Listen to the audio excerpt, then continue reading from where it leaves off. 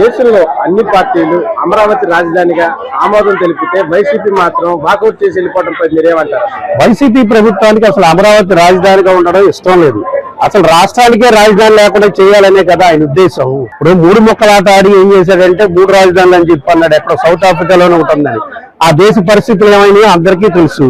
ప్రజలు ఎప్పుడు బాగుపడకూడదు, ప్రజలు ఎప్పుడు దీనావస్థలో ఉండాలి.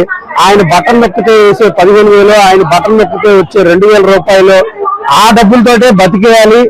పరిస్థితి ఎలా ఉండాలి అని అంటే వాళ్ళ స్వతహాగా వాళ్ళు బతకాలి అనే ఆలోచన లేకుండా వాళ్ళ స్వయం ప్రతిపత్తి రాకూడదు, వేరే వాళ్ళ మీద ఆధారపడి బతకాలి అనేదే వాళ్ళ ఉద్దేశం. అందుకనే రాజధాని డెవలప్ అయితే అతనికి మనుగడ ఉండదనే ఉద్దేశం మీదే కల్లారా చూస్తున్నారు. అసెంబ్లీలో తీర్మానం లేదు, పార్లమెంట్ లో వాకౌట్ చేసి వచ్చారు. దేశం మొత్తం ఒకటాటిపై ఉంటే ఈ ఒక్కడే ఒకటాటిపై ఉంటాడు.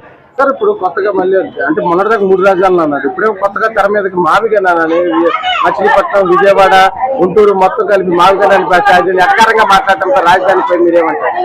అసలు మావిగన అనేది దొంగ తిరుగుగా చెప్పాడు తప్పించి ఆయన ఉద్దేశం జగన్ అనే పెట్టండి రాష్ట్రానికి పేరు, రాజధానికి పేరు అని చెప్పని అనుకున్నట్టుంది ఆయన పరిస్థితి. ఇది డైరెక్ట్ గా రాజధానికి జగన్ అని పెట్టేసుకుంటే బాగుంటది కదా అనేది ఆయన ఒక్కొక్కసారి టాబ్లెట్ వేసుకుని మాట్లాడుతుంటాడు, ఒక్కొక్కసారి టాబ్లెట్ వేసుకోకుండా మాట్లాడుతుంటుంటాడు.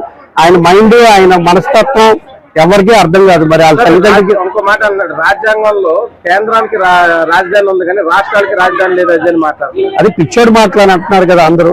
పిచ్చివాడు మాట్లాడే మాటలు అలా ఉంటాయి మాట. ఉదయం ఒకటి మాట్లాడతాడు, మధ్యాహ్నం ఒకటి మాట్లాడతాడు, రాత్రి ఒకటి మాట్లాడతాడు.